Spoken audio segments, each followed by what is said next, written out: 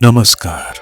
सुनिए जरा, मैं आपका स्वागत है। मेरा नाम है रोहित दुबे और मैं आपको सुनाने जा रहा हूँ डॉक्टर धर्मवीर भारती द्वारा लिखी गुनाहों का देवता का 20वां अध्याय। उल्लास और रोशनी का मलय पवन फिर लौट आया था। फिर एक बार चंदर, सुधा और बिनती के प्राणों को विभोर कर गया था। चंदर भूल गया था कि सुधा को महीने भर बाद ही जाना है, और सुधा भूल गई थी कि शाहजहांपुर से भी उसका कोई नाता है। बिनती का इम्तिहान हो गया था और अक्सर चंदर और सुधा बिनती के ब्याह के लिए गहने और कपड़े खरीदने जाते। जिंदगी फिर खुशी के हिलकोरों पर झूलने लगी थी। बिनती का ब्याह उतरते अगहन में होने वाला था। अब 2-2.5 महीने रह गए थे। सुधा और चंदर जाकर कपड़े खरीदते और लौटकर बिनती को जबरदस्ती पहनाते और गुड़िया की तरह उसे सजाकर खूब हंसते। दोनों के बड़े बड़े हौसले थे बिनती के लिए। सुधा बिनती को सलवार और चुन्नी का एक सेट और गरारा और कुर्ते का एक सेट देना चाहती थी। चंदर बिनती को एक हीरे की अंगूठी देना चाहता था। चंदर बिनती को बहुत स्नेह करने लगा था।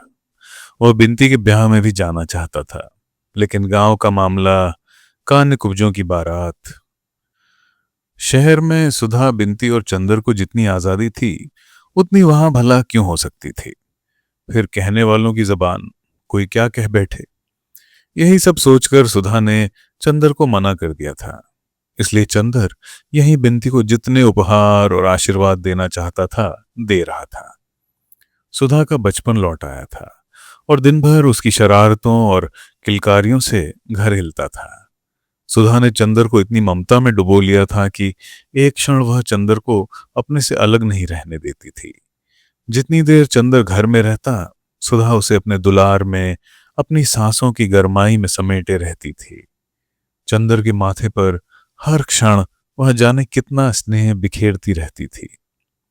एक दिन चंदर आया तो देखा कि बिनती कहीं गई है और सुधा चुपचाप बैठी हुई बहुत से पुराने खतों को संभाल रही है। एक गंभीर उदासी का बादल घर में छाया हुआ है। चंदर आया, देखा सुधा आंख में आंसू भरे बैठी है। क्या बात है सुधा? रुखसती की चिट्ठी आ गई चंदर। परसों शंकर बाबू आ रहे हैं। चंदर के हृदय की धड़कनों पर जैसे किसी ने हथौड़ा मार दिया। वह चुपचाप बैठ गया। अब सब खत्म हुआ चंदर, सुधा ने बड़ी ही करुण मुस्कान से कहा। अब साल भर के लिए विदा, और उसके बाद जाने क्या होगा। चंदर कुछ नहीं बोला, वहीं लेट गया और बोला, सुधा दुखी मत हो। आखिर कैलाश इतना अच्छा है, शंकर बाबू इतने अच्छे हैं, दुख किस बात का। रहा मैं तो अब मैं सशक्त रहूंगा, तुम मेरे लिए मत घबराओ।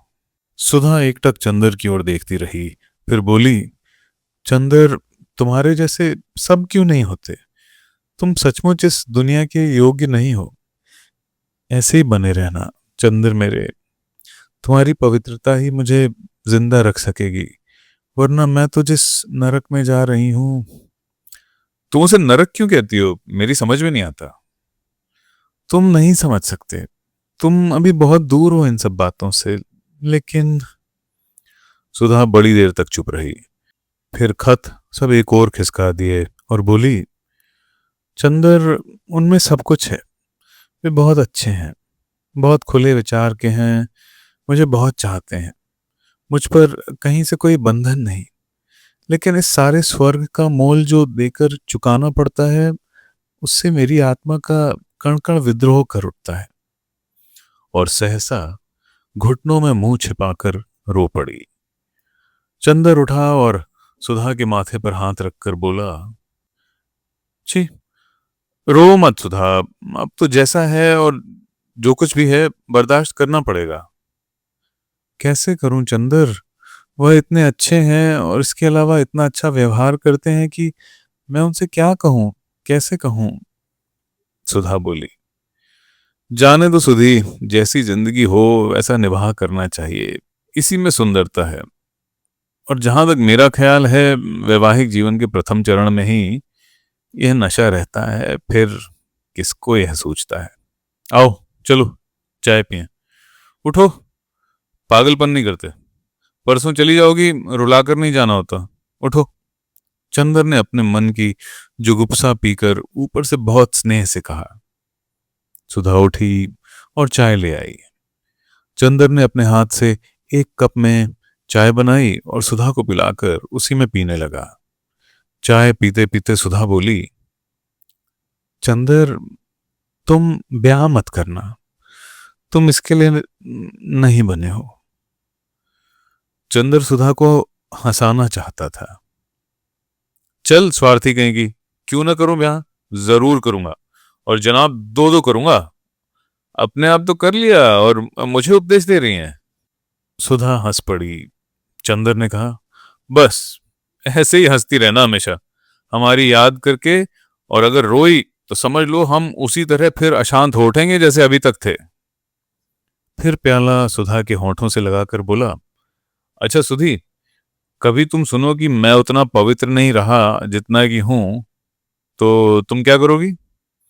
कभी मेरा व्यक्तित्व अगर बिगड़ गया तब क्या होगा? होगा क्या? मैं रोकने वाली कौन होती हूं? मैं खुद ही क्या रोक पाई अपने को? लेकिन चंदर तुम ऐसे ही रहना, तुम्हें मेरे प्राणों की सौगंध है, तुम अपने को बिगाड़ना मत। चंदर हंसा। नहीं सुधा, तुम्हारा प्यार मेरी ताकत है, मैं कभी गिर नहीं सकता जब तक तुम मेरी आत्मा में गुथी हुई हो। तीसरे दिन शंकर बाबू आए और सुधा चंदर के पैरों की धूल माथे पर लगाकर चली गई। इस बार वह रोई नहीं, शांत थी, जैसे वध स्थल पर जाता हुआ बेबस अपराधी। तो दोस्तों, ये था गुनाहों का देवता का 20वां अध्याय। लाइक, सब्सक्राइब और शेयर करना मत भूलिएगा। अगले अध्याय हम जल्द ही लाएंगे। सुनने के लिए धन्यवाद।